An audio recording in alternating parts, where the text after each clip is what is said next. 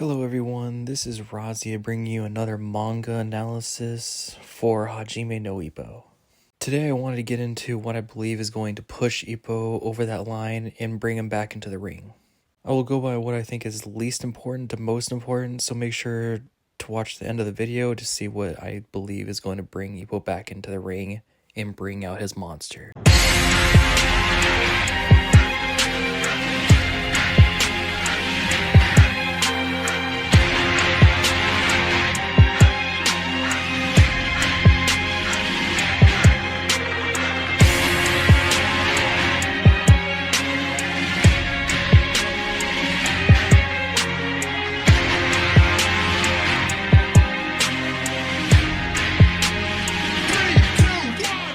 First off, let's see what's keeping him in retirement.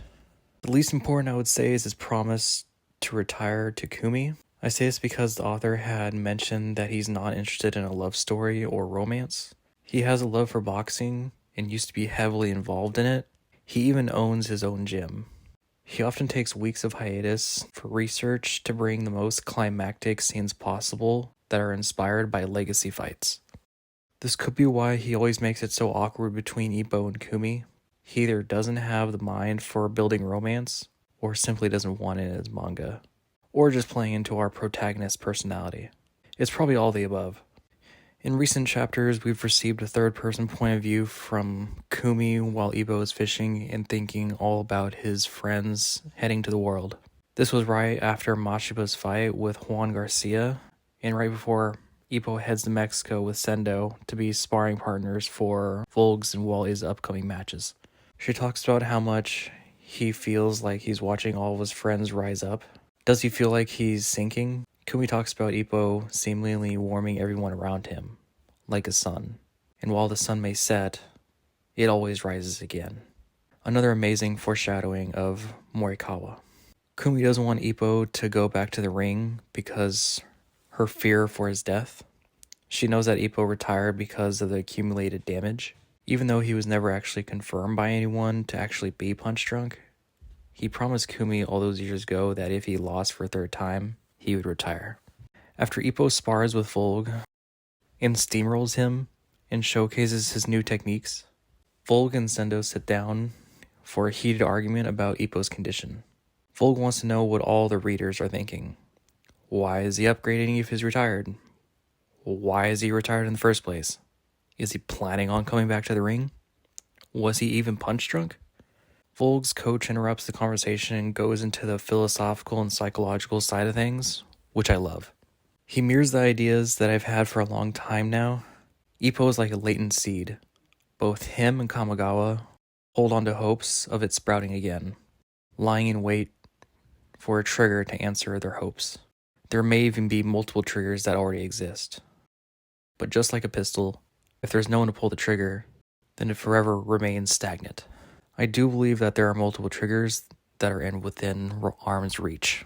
Before going into the triggers, I would say the most important and underlying is a clean bill of health. I think we can all agree that this is the most important thing for him. You can undoubtedly say that Ippo's pre-retirement boxing was full of flaws and extremely dangerous. He always charged in headfirst and did not have the capacity to come up with strategies on the fly. This paired with the Dempsey role made him a prime candidate for being a victim of counterpunches and punches that caught him off guard, and used that monstrous strength and speed against him. These are the most dangerous in the boxing world because of the possibility of concussions and traumatic brain injury. It was obvious that if he didn't retire when he did, the damage would have likely been permanent. We saw many signs of his motor function, depth perception, and memory were deteriorating. He couldn't even draw a straight line, and he consistently lost memories in fights. It was clear he needed to either retire or refine his boxing style. The first trigger I would call the catastrophe. We all know the kind of personality that Ippo has. Introverted, questions himself, a lack of confidence. This may initially seem like he's holding him back, and in some ways it is, but I believe it is his greatest strength. He has always done things and pushed himself hard for his friends and his coach. In a majority of his matches, he either didn't go down or he was able to get back up to answer their prayers. Even post-retirement Ippo still does this. His first match as a second, He trained with his weights with a chair to be as fast as possible. He was trying so hard to be fast for Kimura that he, well, was too fast to say the least. And when he had his second spar with Volg, he wanted to do everything he possibly could to prepare him because of how Volg helped him when he was retired. I have to say that every time he said, "Pay him back," it gave me goosebumps. If Sendo hadn't stopped him that spar, he would have laid Volg out. He may not have the confidence, but he has something even stronger than that. Heart. When I mean the catastrophe, I mean that something bad is going to happen to one of his close friends in a match. It could be that Ricardo gets carried away in the ring and either ends Miyata's or Sendo's career, or even cause a traumatic brain injury that kills one of them. There has been many boxers who've died days later after a match. I'm leaning more towards Sendo just because we all know how many punches Sendo is willing to take, and he's never someone who wouldn't stop pushing Ricardo. One of them could have a brutal ending to a fight and beg Ippo to beat Ricardo for them, and then pass away. The second trigger I would call the challenge. It's safe to say that if Ippo comes out of retirement, it's going to shake up the whole boxing world. We know that Ippo has never fought Miyata in the ring professionally, and it has caused a lot of Miyata's suffering. He doesn't have the body type to stay in the weight class he is in. I would even go as far as to say that his weight conditioning is the worst in the whole manga. Even Takamaru in his lightest weight class. It can end his career itself.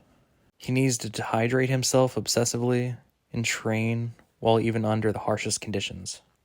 It was said even in the manga that he can't go back to his normal weight in between fights because it would take too long to lose the weight to get back to featherweight.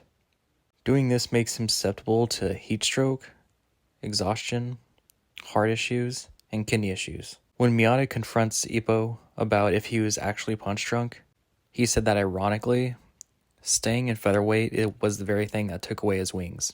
Or in other words, his footwork. He has to rely on brawling and counterpunching. There's no way he can keep this up. But he does.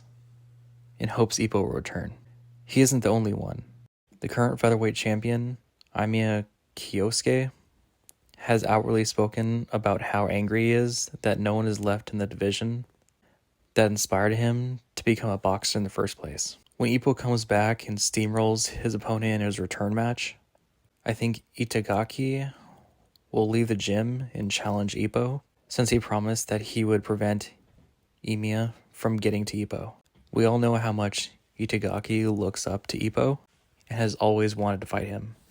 And I think this would be the kind of drama that would be great. He can even leave the gym and be trained by a more experienced coach, like Miyata's father. How ironic would that be? Then I bet he would be immediately challenged by the champion to see who is truly strongest in Japan.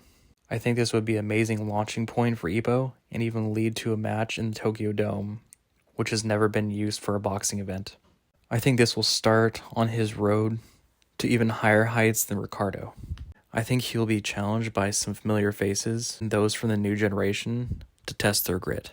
I want to focus on major competitors. I think this would lead to a challenge from Miyata finally, Sendo, and Mashiba. I think this would end up making Ricardo curious because Ippo is the only blemish on all of their records, and challenge him since Wally and Sendo are the strongest challengers he's ever faced. I do think that Ippo would still lose to Ricardo. If Ippo gets Miyata's belt first, and then loses it to Ricardo, and then comes back to reclaim it, if he does lose his Miyata belt, then Ippo's heart would be broken. I think this would be the time that Ippo goes to Ricardo and asks him the question Ricardo had when he first started boxing. How does it feel to be strong?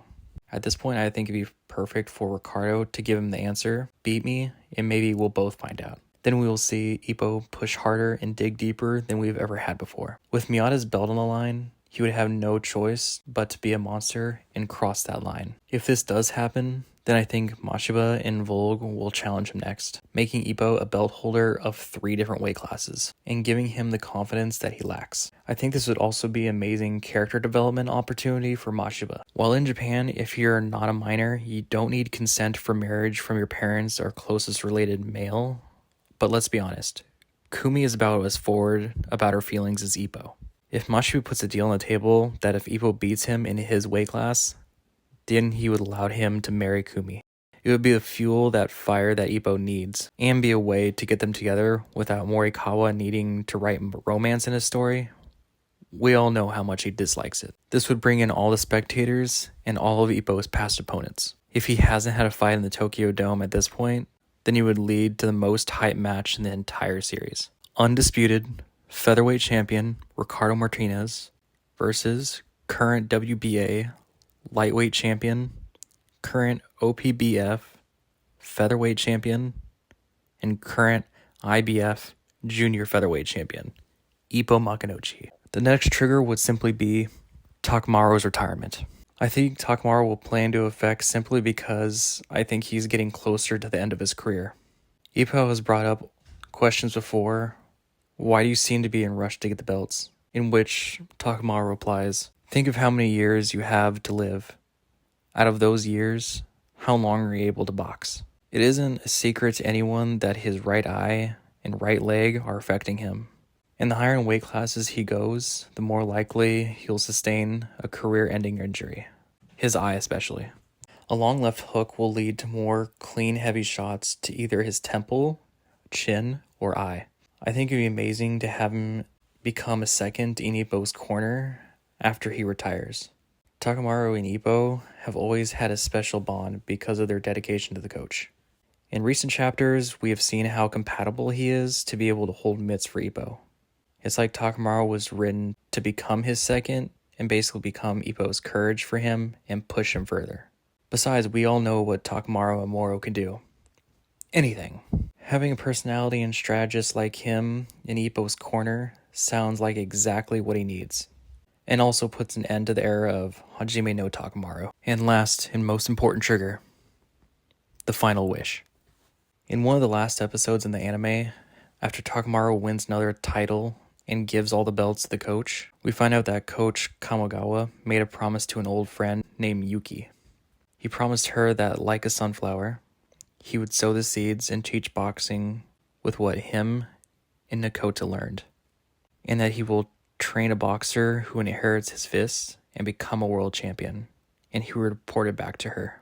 The coach has already mentioned that Takamaru was a remarkable talent that could have become a champion with anyone. He states that he was already at champion level and probably could have already taken the belt when he found him on the streets. So he has still not kept his promise. Nakota even agrees that Takamaru was not the one who inherited Kamogawa's fists, his iron fists.